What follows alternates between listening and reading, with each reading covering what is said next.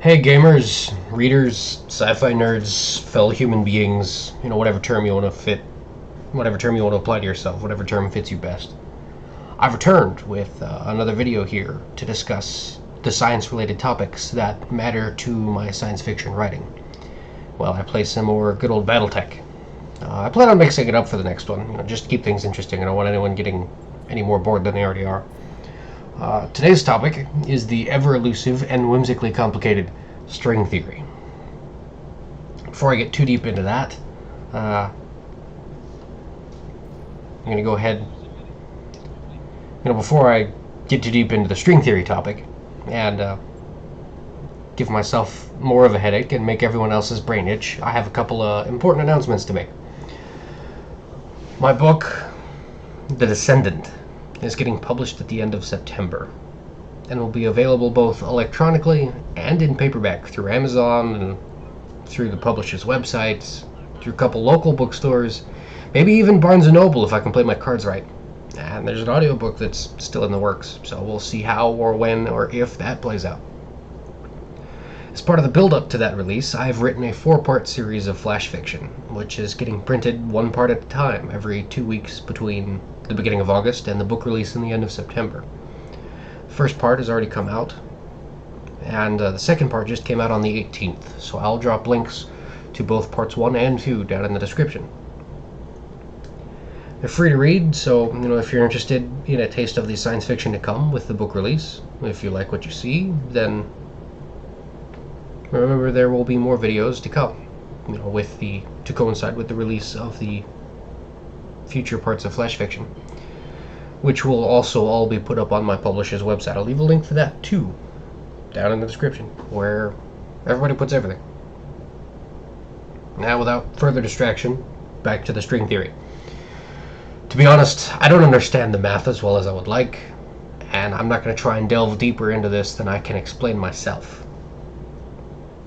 I'll make it quick and dirty so we don't get too deep into the specifics of math of the stuff.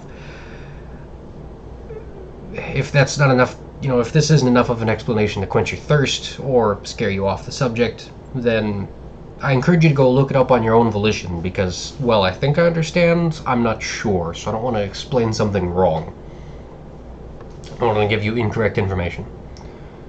So I'll let you look that up on your own, quench your own thirst, if you really want. I'm still on the fence about trying to finish figuring this out. Anyways, to start with, everything's made up of atoms, right? And atoms are made up of protons and neutrons and electrons, right? I mean, we all know that. These things are made up of even smaller stuff called quarks. Not quarks like in a champagne bottle. Sorry, can't talk. Not corks like in a champagne bottle, but quarks, spelled Q-U-A-R-K.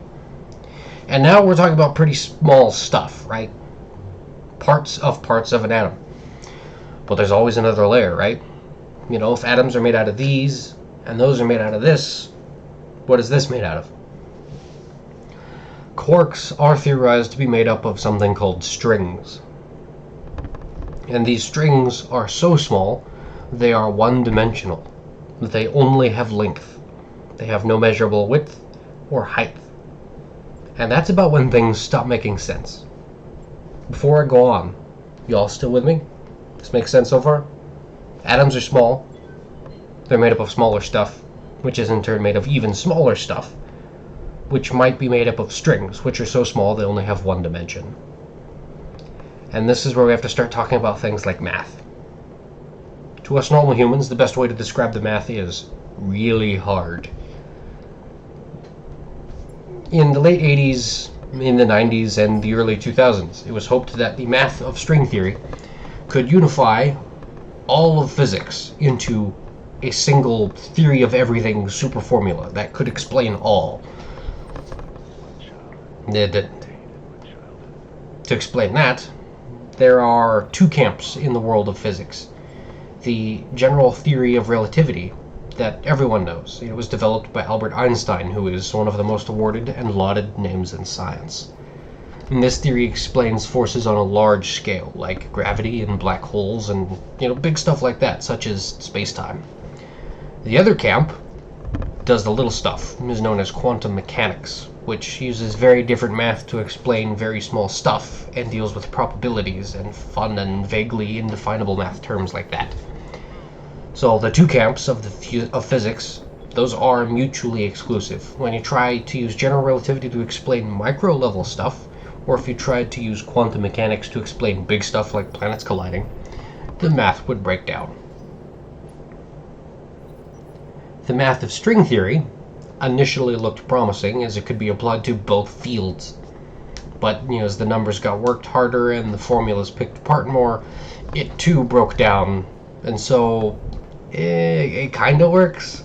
Like, it has advanced things on a purely mathematical level, but it has ultimately failed at producing a link between general relativity and quantum physics, between the two camps of physics.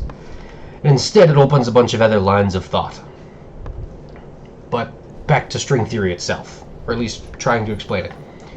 Everyone's familiar with the standard 4 dimensions, yes? Length, width, height, and time.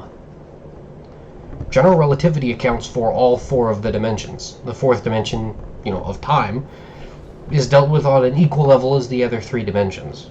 In quantum mechanics, it's not all muddled together the same way. Space and time are separate entities, and that creates a 4-dimensional framework, like throwing a 3D block at the 1-dimensional line graph of time. It boils down to the point where gravity is viewed as no more than a consequence of space and time. One of the problems with the math in string theory is that it requires extra dimensions to fill the holes in math. And this is where the train falls off the tracks. Because now there are different flavors of string theory. We've got bosonic string theory, which ended up with 26 dimensions to make the math work. There's super string theory with 10 dimensions, and that evolved into M theory, which is 11-dimensional. So in order to do math, to describe physical stuff in the 4-dimensional world that we live in, the person doing the math, not me, must imagine these other dimensions and do the math in those directions too, all 10 or 11 or 26 dimensions, depending on what flavor of the month of string theory math you're using. Any much more, beyond that, and we'll have to start talking about stuff like dualities. There's the S duality and the T duality, things called brains. And no, not like the gray matter in your skull brains, but spelled B-R-A-N-E-S. And then there's the matrix theory, and no, that doesn't have anything to do with the movie. And then we could get sucked into black holes and the Birkenstein-Hawking formula, or how the I don't even know how to pronounce this. The Maldacena duality? Maldacena, it's spelled M-A-L-D-E, or D-A-C-E-N-A. M-A-L-D-A-C-E-N-A duality. Some weird conformal theory correspondence, something of that nature, that can be used to tie string theory to quantum field theory. I try to explain all that. Even if I could, then this would be an hour or hours longer, and everyone would either fall asleep or have a headache like I already do. So I'll spare you the pain, and yet let you look it up on your own if you really want.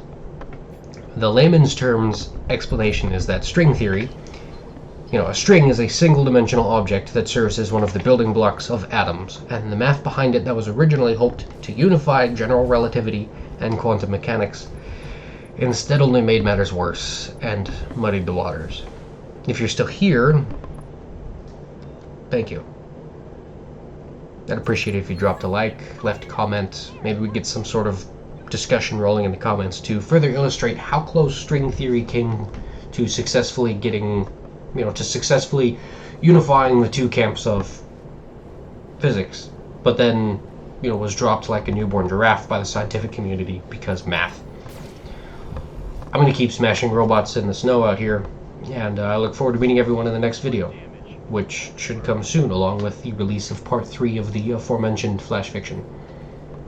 And, then I'll be dropping links and posts and updating Twitter all over again. See you guys out there. Party hardy.